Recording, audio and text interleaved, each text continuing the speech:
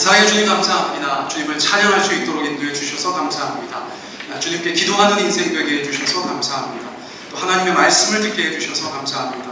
험한 세상, 혼란한 세상 속에서 우리 하나님의 말씀 붙잡고 우리의 삶을 살아내는 모든 성도들 다 되게 하여 주시옵소서. 성령님께 설교의 시종을 의탁합니다. 모든 말씀 예수님의 이름으로 기도드렸습니다. 아멘. 말씀 함께 나누겠습니다. 누가복음 5장 17절로 20절까지의 말씀 가지고 그들의 믿음을 보시고 라는 제목의 말씀 나누겠습니다. 본문 우리가 합독하겠습니다. 시작. 하루는 가르치실 때에 갈릴리의 각 마을과 유대와 예루살렘에서 온 바리새인과 율법 교사들이 앉았는데 병을 고치는 능력이 예수와 함께 하더라. 한 중풍병자를 사람들이 예수 앞에 들여놓고자 하였으나 무리 때문에 지붕에 올라가 기와를 벗기고 병자를 침상 채 무리 가운데로 예수 앞에 달아내리니 예수께서 그들의 믿음을 보시고 이르시되 이 사람아 내 죄사함을 받았느니라 하시니 아멘. 자, 누가복음에서 이제 처음으로 종교 지도자들이 등장하는 그런 본문이라고 저희가 봅니다. 예를 들면 예수님께서 이스라엘 땅 가운데 등장하셨을 때 가장 긴장했던 사람들이 바로 종교 지도자이다라고 저희가 이해할 수가 있겠어요. 자, 예수님께서 어떤 형태로 사역하셨죠? 권위 있는 말씀을 선포하십니다. 할렐루야. 예수님께서 병자들을 낫게 하시는 그런 능력을 보여주시고 악한 영들을 쫓아내는 그런 권능을 행사하셨다고 저희가 볼 수 있어요. 그러니까 백성들은 당연히 어떻게 생각했는가? 우리가 기다리던 그리스도 메시아가 바로 이 사람인가? 라는 기대를 할 수밖에 없었겠죠. 그런 상황에서 많은 사람들이 너무나 자연스럽게 당대의 종교 지도자들과 예수님을 비교하기 시작하였습니다. 자, 비교라는 것은 꼭 비교를 하려고 하는 것은 아닌데 그냥 비교가 될 때가 있어요. 왜냐하면 예수님께서 지금 보여주시는 것들을 종교 지도자들이 담당하고 있었기 때문입니다. 그래서 예수님의 이러한 행보들은 당시의 종교 지도자들 가운데 굉장히 민감한 일일 수밖에 없었어요. 그래서 그들이 드디어 예수님의 사역의 현장을 방문하는 것들을 저희가 보게 되는데, 여러분, 종교 지도자들은 항상 그랬습니다. 침례 요한이 요단강에서 침례를 베풀 때에도 종교 지도자들이 와서 그것을 감시하고 조사했던 것을 저희가 알고 있잖아요. 자, 예수님께서도 이렇게 조사받으시는 그런 상황에 처해졌다고 볼 수가 있어요. 자, 그러니까 누가복음 5장 17절 말씀에 보면 하루는 가르치실 때에 예수님께서는 어느 날 또 가르치고 계셨다는 거예요. 그런데 어떤 사람들이 와 있는가? 갈릴리의 각 마을과 유대와 예루살렘에서 온 바리새인과 율법 교사들이 그 자리에 앉아 있었다는 것입니다. 한두 사람이 아닙니다. 각처에서 모여서 조직적으로 예수님의 가르침을 보러 왔다는 것이에요. 그런데 그런 현장에서도 많은 사람들이 느껴지는 바 예수님께 병을 고치는 능력이 있었다는 것이죠. 자, 그런데 조사관들이니까 예수님에 대해서 호의적인 마음으로 앉아있을까요? 아니면 최소한 비호의적이고 최대한 적대적인 마음으로 앉아있었을까요? 자, 무엇인가 흠을 잡아내야 하니까 굉장히 무표정한 표정과 냉정한 마음으로 예수님 가까이에서 앉아있었다고 볼 수가 있는 것입니다. 자, 그런데 예수님께서 종교 지도자들에 대해서 잘 알고 계세요. 하나님의 아들이신 예수님께서 이 땅 가운데 내려오셨을 때 그 타락한 당시의 유대교와 굉장히 날선 대립을 많이 하지 않으셨습니까?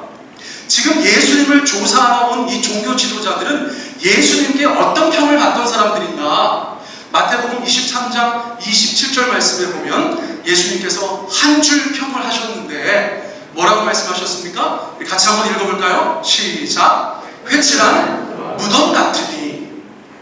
예수님께서 당대의 종교 지도자들을 여러 가지 말로서 표현해 주셨는데 제가 이것저것 살펴보다가 그냥 한 줄로 딱 이야기하면 이것이 가장 적합하지 않겠는가? 그래서 선택하였습니다. 예수님께서 그들을 뭐라고 표현하셨다고요? 회칠한 무덤 같다라고 표현하셨다는 거예요. 제가 인터넷에 회칠한 무덤 이렇게 검색을 해봤더니 저렇게 회칠한 무덤이 나왔어요. 여러분 예쁘죠? 저기 가고 싶죠? 그리스 해안가에 있는 마을 같죠? 자, 그런데 저기는 무엇입니까? 공동묘지예요. 겉으로 볼 때는 온갖 예쁘고 깨끗한 하얀색으로 그렇게 칠해져 있는 것들이 가득 있어서 예쁘다 하고 가보면 정체가 무엇인가? 무덤이라는 것입니다. 자, 무덤은 무엇인가? 그냥 물리적으로 생각하면 다 사연이 있는 분들이겠지만 그냥 물리적으로만 생각하면 죽은 자들, 썩은 자들, 그들이 있는 곳이 바로 무덤이라는 것이에요. 겉으로 볼 때만큼 그렇게 아름답지 않고 겉으로 볼 때만큼 그렇게 깨끗하지 못하다는 것입니다. 정작 그 안에는 온갖 더러운 것들, 냄새나는 것들이 있다는 것이에요. 예수님께서 당시의 종교 지도자들을 바라보면서 겉으로는 너네가 온갖 깨끗한 척을 다 하지만 너네의 속은 썩어있고 문드러져 있다는 것을 지적하시면서 회칠한 무덤을 이야기하셨다는 것입니다. 자, 예수님께서 신앙생활하는 우리에게 가장 주의하라고 말씀하시는 것 중에 하나가 뭔지 아세요? 외식하는 것입니다. 갑자기 많은 분들이 뜨끔하실 수 있어요. 어제도 밖에 나가서 밥을 사 먹었는데 그 외식을 얘기하는 것인가? 그렇게 생각하실 수 있는데 그 외식이 아니라 겉과 속이 다른 것이에요. 겉으로는 깨끗한 척, 겉으로는 거룩하고 경건한 척 하는데 그 속은 온갖 더러운 냄새나는 것들이 가득한 것을 예수님께서는 가장 경계하셨어요. 여러분, 차라리 상한 마음으로 나오라는 것입니다. 주님 앞에 그렇게 깨진 마음으로 나오라는 것입니다. 그렇지 않은 척 하지 말라고 주님께서는 우리 가운데 말씀해주고 있어요. 예수님 우리 가운데 오셔서 야, 너네 회칠한 무덤 같다 그렇게 말씀하시면 정말 절망적이지 않겠습니까? 여러분, 우리는 있는 모습 그대로 나가면 되는 것이에요. 외식할 필요가 없습니다. 주님 앞에 있는 모습 그대로 나가면 되는 것이에요. 그런데 당대의 종교 지도자들, 바리새인으로 대표되는 당대의 종교 지도자들은 속은 전혀 그렇지 않았는데 겉으로는 그렇게 회칠한 것처럼 깨끗하고 아름다운 양 말하고 행동했었다는 것입니다. 예수님은 그것을 너무나 못마땅해 하셨다는 것을 우리가 기억할 필요가 있습니다. 자, 그렇게 겉으로는 경건한 척, 하나님의 사람인 척, 말씀의 사람인 척 하는 사람이 하나님의 아들 그리스도 메시아 우리 예수님을 조사하러 왔으니 말이 되지 않는다는 것입니다. 자, 그럼에도 불구하고 굉장히 긴장감이 있었겠죠? 일반적인 상황이라면, 저 같은 상황이라면 아이고, 아무 문제 없이 잘 넘어가면 좋겠다 그렇게 생각하겠고, 조사관들은 어떤 상황일까요? 야, 뭐라도 하나 걸리기만 해라 이런 상황이겠죠. 그러니까 그 작은 가버나움의 집에서, 가정집에서 말씀을 나누는 그 공간에서 알게 모르게 긴장감이 팽배했을 것이다 라는 것을 저희가 기억할 수가 있어요. 자, 그런데 그런 긴장 속에 뜻밖의 소란이 일어나게 됐다는 것입니다. 자, 누가복음 5장 18절과 19절 상반절까지 저희가 함께 읽습니다. 시작. 한 중풍병자를 사람들이 침상에 메고 와서 예수 앞에 들여놓고자 하였으나 무리 때문에 메고 들어갈 길을 얻지 못한지라. 예수님께 찾아오는 병자들은 굉장히 많았습니다. 흔한 풍경이라고 이야기할 수 있어요. 그런데 이 그룹은 좀 특별했어요. 한 중풍병자를 친구라고도 하고 주변 사람들이라고도 하는데 네 사람이 메고 왔습니다. 어떻게 메고 왔어요? 침상에 메고 왔어요. 매트에 올려놓고 데리고 왔어요. 자, 무엇을 기대하고 왔습니까? 그 중풍병자를 예수님께서 고쳐주실 것을 기대하고 왔다는 것입니다. 자, 예수님께서 고쳐주시려면 이 중풍병자와 예수님께서 만나셔야겠죠. 그래서 예수님 어디든가 수소문 해봤더니 어느 집안에 계신 거예요. 그런데 마가복음에서는 뭐라고 말하는가? 문 앞에까지 사람들이 가득하여서 들어갈 수조차 없었다고 말하고 있습니다. 이 사람들은 중풍병자를 너무나 사랑해서 그 사람을 데리고 예수님께 나아가기를 원하는데 너무나 많은 무리가 좁은 공간에 밀집되어져 있기 때문에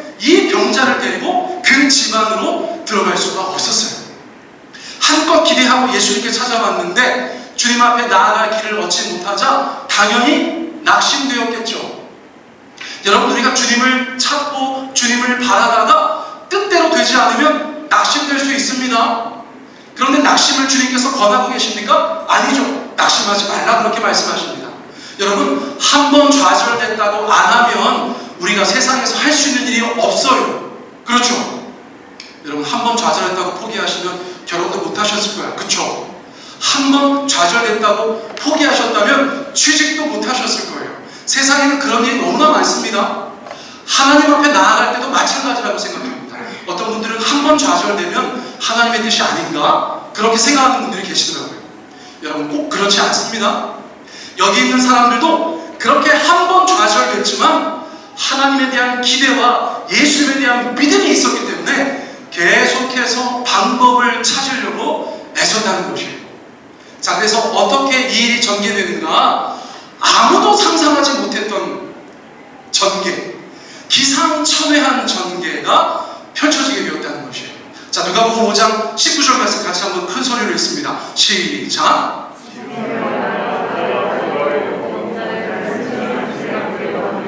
예수 앞에 달아내니. 자, 성경에서 저렇게 한 사람들이 있습니까? 없습니까? 없습니다. 적어도 복음서에서는 유일무이한 사람들이에요. 중풍병자를 너무 사랑하는 사람들입니다. 중풍병자도 굉장한 의지가 있어요. 예수님을 꼭 만나야겠다. 할렐루야. 여러분, 예수님을 꼭 만나야겠다. 그런 믿음과 결연한 의지를 가지고 우리가 예배 자리에 나와야 되는 줄 믿습니다. 여러분, 엘리베이터가 고장나고 주차가 잘 안 되고 기타 등등 여러 가지 방해가 있어도 이를 악물고 주님 앞에 나오셔야 되는 줄 믿습니다. 자, 그렇게 방법을 찾으니까 방법이 없는 것은 아니었는데 누가 봐도 대단한 결단을 한 거예요. 말을 보세요. 지붕에 올라가서 기와를 다 벗겨내고 병자를 침상째 무리 가운데로 예수 앞에 달아내렸다고 합니다. 말은 짧지요. 자, 그림으로 표현해보면 이런 것입니다. 영화의 한 장면 같은데, 자, 쉬워 보이시죠? 말이 쉽다는 것입니다. 자, 우리가 왜 많은 것들을 경험해 볼 필요가 있을까요? 어떤 조직에서 이렇게 높은 자리에 올라가는 사람이 아래부터 다 거쳐 올라가야 되는 이유가 있다고 저는 생각해요.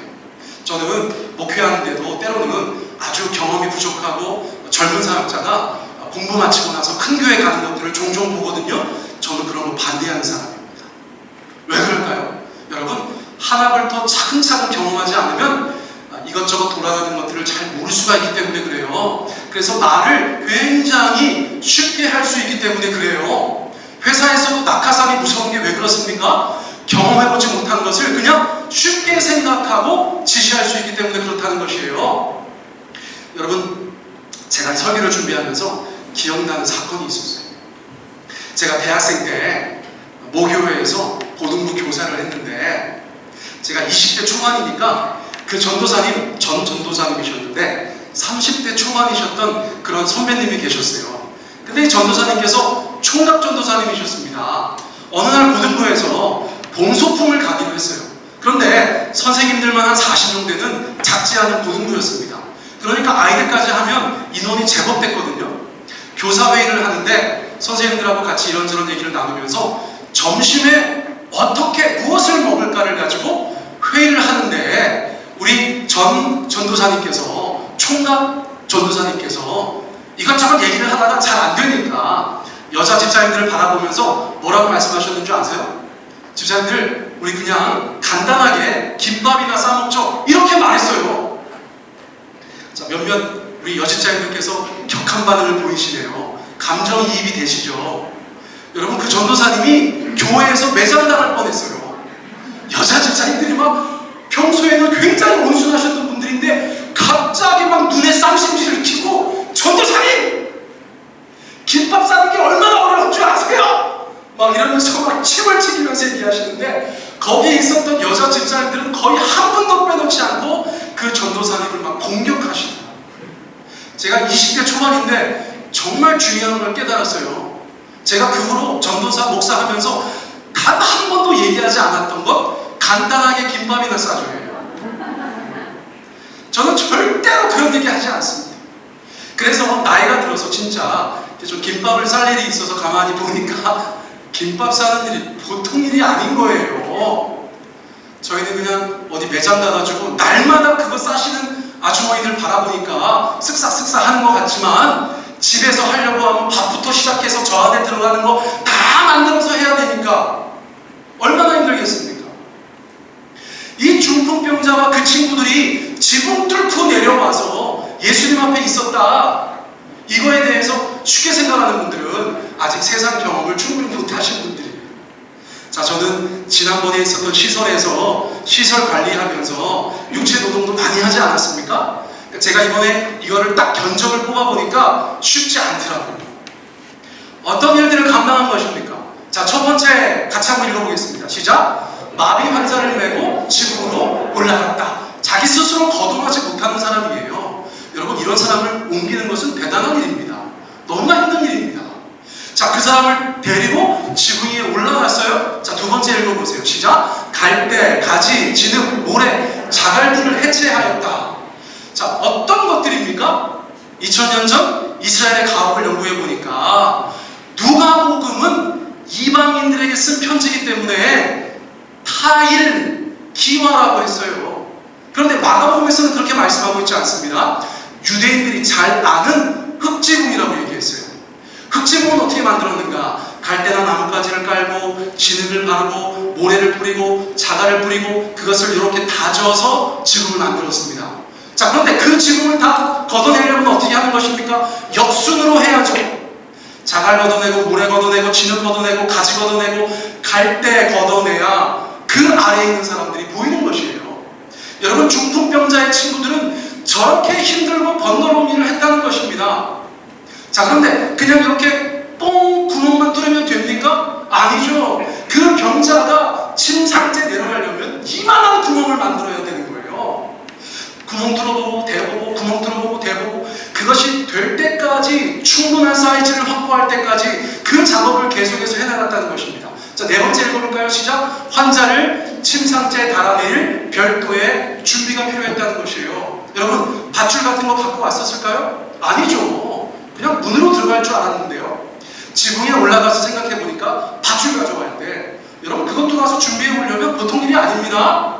다섯 번째 읽어보세요. 시작! 안전을 고려하여 신중하게 달아내려야 합니다. 저희가 장례식 치르다가 예를 들어서 마지막에 장지에 가는데 저도 장례식을 굉장히 많이 다녀봤거든요. 여러분, 하관 아시죠? 하관. 우리 젊은 친구들도 알죠? 하관. 우리 이제 매장할 때 관을 내리는데 여러분, 정말 종종 사고 나는 거 보신 적 있으세요? 못 보셨어요? 저는 본 적이 있는데 하관하다가 어떤 분께서 줄 놓치셔가지고 관이 뚝 떨어진 적이 있어요. 이건 정말 상상하기도 싫은 일이죠. 자, 비슷한 작업입니다. 어떤 환자, 마비된 환자를 침상째 바닥까지 내려야 되는데 여러분, 땀이 뻘뻘 나는 일이에요. 자, 그리고 나서 마지막 생각해볼까요? 시작! 뒷정리와 복구 그리고 보상의 문제까지도 처리해야 된다는 것이에요. 그렇죠? 여러분, 집주인 입장에서 생각해 보셨어요? 이건 정말 불안당들이에요. 정말 나쁜 인간들이에요. 우리 집 지붕을 뚫고 내려왔어요. 나중에 보상해 주셔야겠죠, 당연히. 그렇죠? 그러니까 이 모든 것들을 생각해 보면 그냥 성경 구절에 한 구절 나와 있다고 해서 가벼운 일이 아니었다는 것입니다. 그 중풍병자가 예수님을 만나서 온전케 될 것이라는 믿음과 기대를 가지고 이 다섯 사람이 혼연일체가 되어서 믿음의 행동을 감당했었다는 것이에요. 자, 보통 일이 아니었다는 것입니다. 여러분, 제가 그 자리에 있었다면 어떻게 할까요? 여러분 다 아시죠? 제가 생각보다 성격 안 좋은 거, 여러분 제가 막 예민한 거 아시죠? 막 저는 그 사람들한테 가가지고 뭐라고 했을 거예요. 이 지금 뭐 하는 짓이에요? 아저씨, 이 지금 뭐 하자는 겁니까? 저는 그렇게 말했을 수도 있어요. 종교 지도자들은 어땠을까요? 처음에는 똑같이 당황하고 화를 내다가, 야, 우리가 조사하러 온 예수에 대해서 민간에 있는 사람들이 이 정도까지 기대하고 있구나, 이 정도까지 신뢰하고 있구나, 우리가 똑바로 조사해야겠다, 그런 생각하고 있었을 수도 있어요. 그런데 가장 중요한 건 누구시죠? 예수님이세요. 여러분, 예수님은 이 일을 어떻게 바라보고 계실까요? 자, 누가복음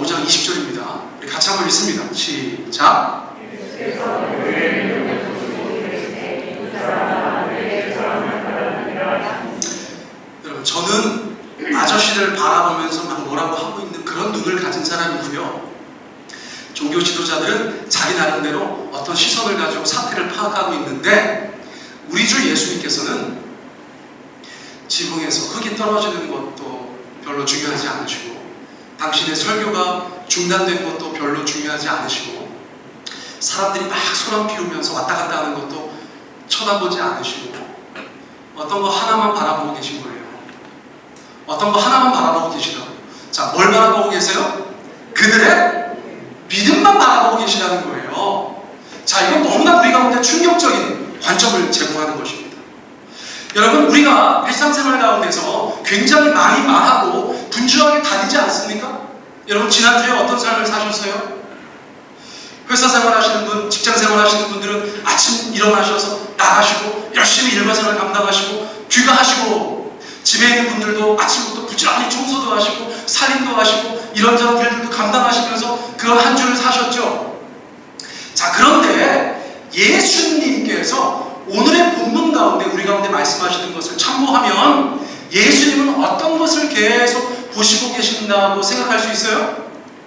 우리의 믿음을 보시고 계시다고도 적용할 수 있다는 것입니다. 우리가 어떤 말을 하고 다니고 우리가 누구를 만나서 어떤 일을 감당하고 있는 그런 모든 일상의 삶 가운데에 우리는 다른 것들 가운데 시선을 뺏기고 살지만 예수님은 우리를 바라보시면서 우리의 믿음을 보고 계신다고 적용할 수 있다는 거예요. 여러분, 믿음은 보이는 것입니까? 예수님께서 신통력이 있으셔서 저 사람들의 믿음을 보신 거 아니에요? 자, 그러고 보니까 성경에서는 예수님께서 믿음을 보신다고 표현한 구절들이 제법 있어요. 심지어 그 사람들의 믿음의 크기까지도 언급하신 경우들이 있어요. 자, 같이 한번 읽습니다. 누가복음에 있는 구절만 제가 적었어요. 자, 누가복음 5장 20절 여러분들만 읽습니다. 시작. 자, 누가복음 7장 9절, 누가복음 8장 25절, 누가복음 9장 41절. 자, 예수님께서는 어떤 사람들을 바라보시는데 보세요. 예수님께서 그들의 믿음을 보셨다고도 말하고 백부장에게는 뭐라고 얘기하냐면 이만한 믿음을 본 적이 없다. 이만한 믿음, 이런 사이즈의 믿음을 본 적이 없다. 그렇게 말씀하시기도 하시고 8장 25절에서는 야, 너희 믿음은 어디 있냐? 내가 보니까 믿음이 없네. 믿음이 어디 갔네. 믿음이 외박하고 있네. 믿음은 어디 있냐? 예수님께서 물어보기도 하시고 9장에서는 너네는 믿음이 없는 데다가 심지어 믿음이 없는 자리에 패역함이 있다라고 보신 듯이 말씀하신 성경 구절도 있다는 거예요. 다시 말하면 무엇인가? 여러분, 예수님은 우리의 믿음을 보신다는 거예요. 여러분, 우리가 옆 사람 믿음 볼 수 있어요, 없어요? 자, 이건 굉장히 함정이 있는 질문입니다. 여러분 자신의 믿음을 남들이 볼 수 있다고 생각하세요? 볼 수 없다고 생각하세요? 사람들이, 아니 예수님께서 이들의 믿음을 보신 것은 예수님이니까 가능했다고 생각하세요? 아니면 누구나 볼 수 있는 거라고 생각하세요? 여러분, 믿음은 원래 보이는 것이에요. 여러분 따라해 보시겠어요? 믿음은 원래 보이는 것이다. 우리가 생각할 때 믿음은 보이지 않는 것이라고 생각해요. 그래서 어떨 때는 그렇게 얘기하죠. 네가 내 믿음을 다 알아? 나도 네 믿음 다 모르는데? 여러분, 그 말도 맞아요. 그런데 믿음은 100% 가려져 있는 어떤 것이 아닙니다. 믿음은 보여지게 되어져 있어요. 예수님은 어떤 신통력이 있어서 사람들의 믿음을 보시는 것이 아니고요, 믿음이 원래 보이는 것이기 때문에 예수께서 보이시는 대로 말씀하셨다고 저희가 이해할 수 있다는 거예요. 자, 야고보서 2장 22절 말씀 함께 볼까요? 같이 읽습니다. 시작. 믿음이 그의 행함과 함께 일하고 행함으로 믿음이 온전하게 되었느니라. 여러분, 저는 세종 배단위교회 담임 목사로서 우리 사랑하는 성도님들, 여러분들의 믿음을 판단하지 않습니다. 할렐루야. 여러분, 믿어주세요. 못 믿는 눈치시다. 여러분, 제가 막 정죄하고 판단하는 거 보셨어요? 저는 기본적으로 MBTI 유형상 정죄하는 스타일이 아니라고 나와요. 여러분, 제가 누구를 막 판단하고 정죄하고 막 난도질하는 그런 성격이 아니에요. 그렇죠? 그래서 좀 편하고, 그래서 애들이 좀 버릇이 없어요. 우리 애들도. 무슨 말씀인지 아시죠? 여러분, 알아서 잘하셔야 돼요. 여러분, 제가 막 쫓아다니면서 막 왜 이렇게 안 하십니까? 저렇게 안 하십니까? 그렇게 말하는 스타일이 못 되니까. 아시겠죠? 그런데 언젠가 선배님이 그러시더라고요. 남 목사, 너무 교인들을 배려하면 사람 배려. 그렇게 말씀하시더라고요. 제가 느끼는 바는 있었어요. 너무 제가 이렇게 교인들을 배려하면 여러분들 신앙이 배려질 수 있잖아요. 그렇죠? 그래서 늘 고민은 하고 있습니다. 제가 너무 배려하는 거 여러분 그냥 즐기지 마시고, 아유 목사님 너무 배려만 하지 마세요. 좀 할 얘기 있으면 하세요. 그런 얘기도 좀 해주시기 바래요. 무슨 말씀인지 아시겠죠? 네. 자, 그러니까 보시라고. 저는 정죄하지 않지만 그게 중요한 것이 아니라, 여러분 믿음은 우리의 행함으로 온전해지기 때문에 믿음은 우리의 언행을 통해서 나타나게 되어 있다. 그러므로 우리가 가까이 잘 아는 사람은 그 사람의 믿음의 전체는 파악할 수 없을지라도 대략 이분은 이런 믿음을 가지고 계시구나 라는 것을 말할 수 있다. 동의하십니까? 동의하시네요. 바로 그거라는 것이에요. 여러분 예수님은 그 중풍병자와 4명의 친구를 바라보시면서 어떤 믿음을 보신 거예요? 야, 저 사람들이 이 더운 나라에서 그 사람을 들쳐매고 나한테까지 온 것 자체가 믿음이에요. 좌절합니다. 낙심합니다. 사람들이 너무 많아서 못 들어옵니다. 예수님을 못 만나게 됐어요. 그런데 거기에서 좌절하거나 포기하지 않고 지붕으로 기어 올라간 것도 믿음입니다. 올라가서 어떻게 합니까? 세상에 지붕을 뜯어냅니까? 와, 예수님은 지금 남의 집 지붕을 때려부시고 있는 사람들을 본 게 아니라 예수님 앞에 나오기 위해서 지붕을 해체하는 화신에 찬 신자들을 보고 계신 거예요. 그 병자를 내려서 결국은 예수님 앞에 그렇게 달아내리는 사람들의 믿음이 어찌 안 보이겠습니까? 사랑하는 성도님들, 우리의 믿음은 꽁꽁 숨겨져 있는 것이 아니어야 한다는 것이에요. 여러분들이 믿고 계시는 것은 여러분들의 말을 통해서 남들 앞에 보여줘야 하는 것입니다. 우리가 믿고 있는 것은 우리의 행동을 통하여서 다른 사람들에게 보여줘야 되는 것입니다. 그래서 예수님 아니라 어떤 사람이라도 당신은 신자시군요. 당신은 그리스도인이군요. 어떻게 아셨습니까? 말하는 거 보니까 벌써 교회 다니시네요. 행동하는 게 저희랑은 좀 다르신 것 같아요. 여러분, 그것이 보이는 믿음인 줄 믿습니다. 여러분, 우리가 일상을 살아가면서 그런 언행을 전혀 보이지 않는다. 자, 제가 뭐라고 말씀드렸어요? 전혀 보이지 않는다. 여러분, 우리는 믿음이 없다고까지 조심스럽게 이야기할 수 있어요. 자, 그러므로 스스로 나는 예수님을 믿습니다, 나는 기독교 신앙을 가지고 있습니다 라고 말하는 분이라면 여러분 주변에 있는 분들한테 반드시 확인해 보시기 바랍니다. 나의 언행을 통해서 네가 내가 하나님의 자녀인 것을, 하나님의 백성인 것을 알겠느냐? 그래서 그들이 너 교회 다니구나? 이렇게 얘기하면 곤란하다는 거예요. 너는 좀 그런 게 있어. 너 말하는 게 다르지. 너는 네가 믿는 하나님을 너의 삶 속에서 보여주는 것 같아. 여러분, 그런 말씀 듣게 되시기를 축복합니다. 여러분, 믿음은 영적인 도전이기도 하고 우리의 삶에 드러나는 열매이기도 합니다. 여러분, 믿음은 보이는 것이에요. 여러분, 제가 지난주에 저희 교회 장기 결석하시는 성도님이 계신데 연락이 잘 닿지 않았어요. 연락이 잘 닿지 않으면 또 연락을 하는 것도 자꾸 주저됩니다. 자, 제가 굉장히 중요한 거 말씀드렸어요. 자, 저를 보세요. 오늘 굉장히 많이들 나오셔서 반갑습니다. 할렐루야. 자, 제가 어떤 형태든지 간에 여러분들 가운데 어떤 소통을 이렇게 시도하면 여러분들 저한테 어떤 형태든지 응답해 주시기 바래요. 할렐루야. 자, 목사님들 제일 힘든 게 뭡니까? 목녀님들 제일 힘든 게 뭐예요? 카톡방에 글 올렸는데 아무도 대답을 안 해. 여러분, 그런 건 얼마나 속상한 줄 아세요? 우리 목원들 할렐루야. 우리 목사 목녀님들께서 카톡에다가 글 올리시면 여러분 대꾸해 주시기 바랍니다. 아시겠죠? 네. 자, 다른 얘기예요. 이거는 설교랑 관계가 없는 건데 저도 모르게 감정을 통제하지 못했어요. 여러분 죄송합니다. 자, 어쨌거나 그래서 제가 궁금해하는 차에 지지난주부터 이상하게 새벽에 기도할 때 하나님께서 그분을 위해서 막 기도하게 하시는 거예요. 그래서 무슨 일이 있나? 무슨 일이 있나? 그런 생각을 하고 있던 차에 그 성도님을 저희 교회 가운데 소개해 주신 저희 모교회 선배 누님이 계세요. 그 누님한테 갑자기 전화가 왔어요. 지난 목요일인가 금요일에. 목사, 아니 집사가 병원에 입원해 있어. 목사가 모르는 것 같아서 내가 전화해 주는 거니까 빨리 전화 한번 해봐. 그렇게 저한테 언지를 줬어요.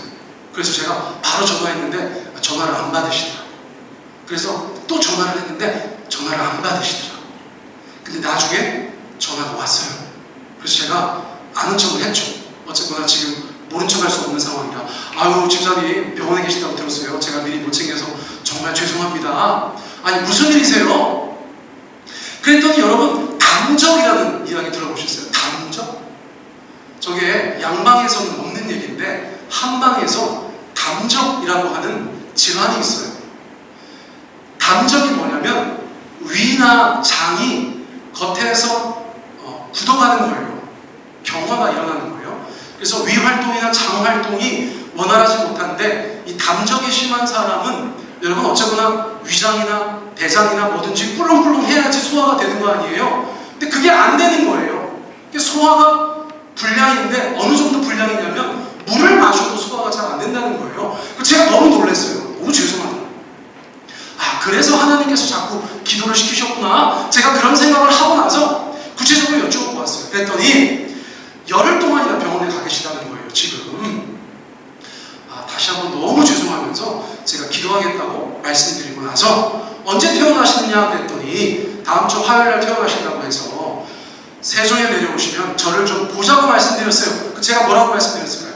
집사님, 지금 병원에서 치료가 잘 안 되시는 것 같은데 하나님 앞에 함께 기도하면 좋겠습니다. 할렐루야! 여러분, 저희가 지난번에 누가복음 말씀 나누면서 하나님의 나라와 치유에 대해서 설교를 2번이나 했잖아요. 그렇죠? 이런저런 모양으로 하나님 안에서, 교회 공동체 안에서 그런 치유의 역사들이 나타난다는 것을 함께 나누었잖아요. 그래서 그 집사님께도 제가 말씀드렸거든요. 세종 내려오시면 저를 꼭 좀 보시자. 그리고 그것을 위해서 함께 기도했으면 좋겠다. 제가 말씀드렸는데 전혀 반응이 없으신 거예요. 목사님, 저는 그런 거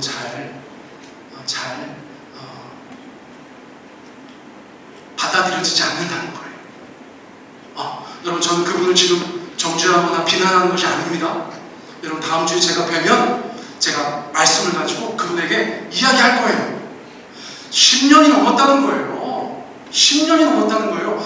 그러면 이제 더 이상 저희가 세상 것들 의지하지 말고 주님 앞에 나가야지요. 효험이 있었다면 대체 오케이지만 계속해서 상황이 안 좋아진다면 마땅히 예수님 앞에 나가야 되는 줄 믿습니다. 여러분, 위에서 기도해 주십시오. 제가 이렇게 공개적으로 말씀드린 이유가 그것이에요.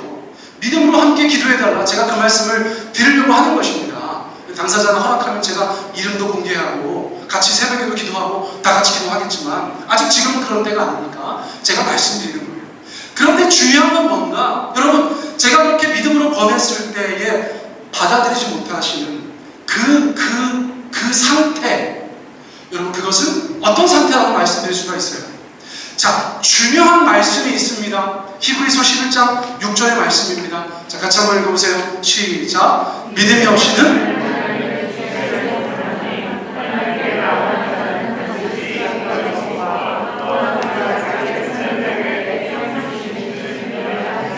여러분, 이 말씀이 얼마나 유명한 말씀입니까? 저도 고등학교 때부터 암송하고 다녔던 말씀이에요. 이것을 반드시 기억하셔야 돼요. 제가 왜 불가능한 일이라고 타이틀을 잡았는가? 왜 미션 임파서블이라고 타이틀을 잡았는가? 영어 소개해 보니까 믿음이 없이는 하나님을 기쁘시게 하지 못한다는 영어를 믿음이 없이는 하나님을 기쁘시게 하는 일이 임파서블하다라고 적혀있더라고요. 뭐라고 적혀있는 거예요? 불가능하다고 적혀있다는 거예요. 여러분, 신앙생활 한다는 것이 어떤 뜻입니까? 100가지로 표현할 수 있지만 우리는 하나님의 뜻을 쫓아서 하나님을 기쁘시게 하는 인생을 살아간다고 말씀드릴 수도 있어요. 자, 신앙생활이 뭐라고요? 하나님을 기쁘시게 하는 삶인 거예요. 나를 기쁘게 하는 삶이 아니라 하나님을 섬긴다는 것은 당연히 하나님의 기쁜 삶을 살아내는 것이죠. 그런 분명한 목표가 있을진데, 성도의 삶에 그런 목표가 있을진데 우리가 이 말씀을 모르면 아무것도 못한다는 거예요. 하나님을 기쁘시게 해드리려면 믿음이 있어야 됩니다.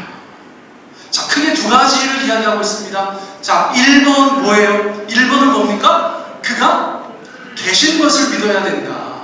여러분, 성부, 성자, 성령 우리 삼위 하나님이 계신 것을 믿으시지요.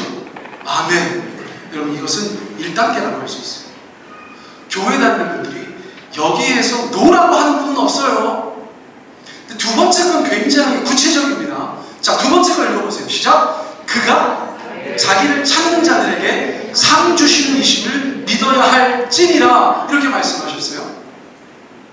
여러분, 우리가 하나님을 찾는다는 게 뭐죠? 하나님을 찾는다는 거, 오늘의 본문 말씀에 따르면 중풍병자와 네 사람의 친구가 예수님을 찾는 것이죠. 자, 이미지가 잘 그려지실 줄 믿습니다.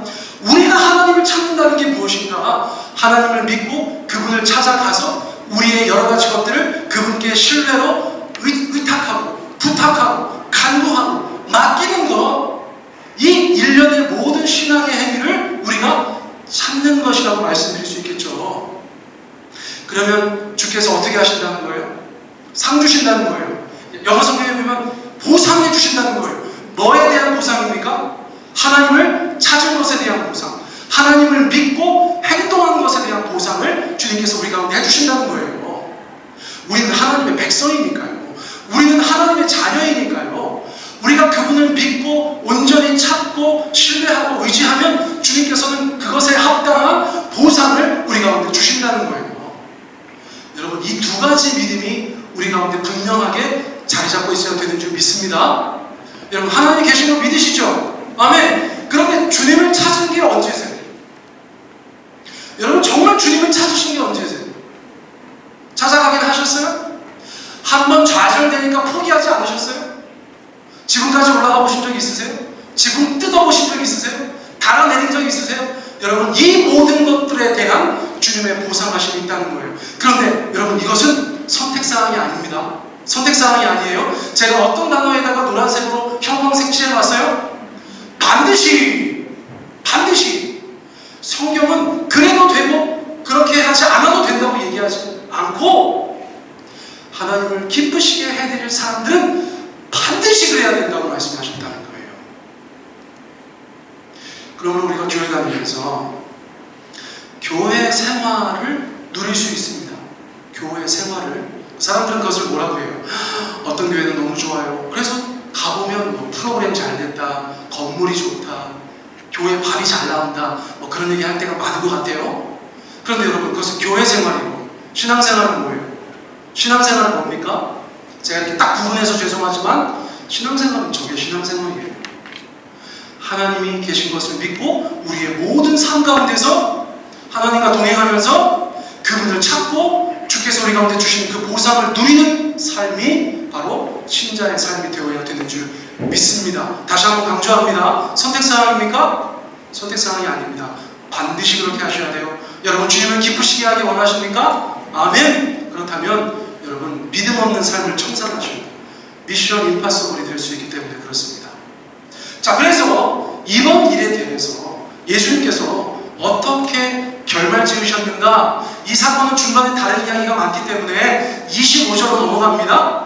누가복음 5장 25절로 넘어가요. 자, 25절 말씀 같이 한번 읽어보세요. 시작. 그 사람이 그를 앞에서 곧 일어나 그 누웠던 것을 가지고 하나님께 영광을 돌리며 자기 집으로 돌아가니. 남들이 볼 때는 막 난리가 없어를 쳤어요. 주님이 보실 때는 믿음으로 행했습니다. 그렇게 주님을 찾은 자에게 주님께서 보상하신 것은 치유였어요. 할렐루야. 여러분, 오늘 저는 이 본문을 한 3번 정도 설교하려고 하고 있어요. 앞으로 이 한 가지 사건이지만 여러 가지 이야기가 있기 때문에 2번 더 설교하려고 합니다. 그런데 오늘 여러분들 가운데 강조해서 말씀드리고자 하는 것은 바로 이것이에요. 사랑하는 성도님들, 우리가 주님을 믿고 그분 앞에 믿음을 보일 수 있을 때 하나님 우리의 삶 가운데 역사하신다는 사실을 반드시 기억하셔야 돼요. 여러분, 예수님께서 그들의 믿음을 보시고 역사하셨어요. 그들의 믿음을 보시고 역사하셨어요. 지금도 우리 주님께서는 여러분들을 보고 계신데, 여러분들 헤어스타일이나 여러분들의 오늘의 옷 매무새나 여러분들의 이런저런 그런 것들을 보시는 것이 아니라 중심을 보시면서 내 사랑하는 아들이, 내 사랑하는 딸이 어떤 믿음으로 세상을 살아가고 있는가, 여러분 그것을 보고 그 믿음대로 우리 가운데 역사하신다는 사실, 여러분 그것을 분명히 기억하시기를 축복합니다. 아멘. 이 시간 우리가 주님 앞에 같이 기도드렸으면 좋겠습니다. 여러분, 오늘 중풍병자와 그 친구들의 행동을 머릿속에 한번 다시 그려보세요. 세상 사람들은 싫어할 수도 있어요. 많은 사람들이 다른 것에 더 집중하여서 볼 수도 있어요. 그러나 우리 주님은 그 안에서 믿음을 보시는 거예요. 믿음을 보십니다. 여러분들의 삶 속에서 믿음을 보십니다. 내 아들이, 내 딸이 나에 대해서 어떤 믿음을 가지고 있는가? 그 믿음을 가지고 있다면 그 믿음대로 어떻게 행하는가? 여러분, 이것이 우리 주님의 최고의 관심사세요. 그래서 우리는 주님 앞에 그 믿음을 우리의 삶 가운데, 교회에서뿐만 아니라 가정에서, 그리고 우리의 삶의 자리에서 주님 앞에, 세상 앞에 마땅히 보여야 되는 줄 믿습니다. 여러분, 오늘 주님께서는 그것을 말씀하세요. 그리고 그 보여진 믿음대로 우리 주님께서는 우리 가운데 상 주시고 보상해 주신다는 것, 여러분 그것을 기억하셔야 되는 줄 믿습니다. 오늘 말씀 함께 나누면서 여러분 마음속에 도전이 되었거나 은혜가 되었던 내용이 있다면 여러분 그것을 기도 제목 삼아서 저희가 주님 앞에 우리 한 차례 기도하기 원합니다. 우리 함께 기도하시겠습니다. 사랑하는 하나님 아버지, 감사합니다. 오늘 저희 가운데 주신 말씀을 저희가 기억합니다. 하나님 아버지, 우리가 믿음으로 나아가게 하여 주십시오. 하나님이 계신 것을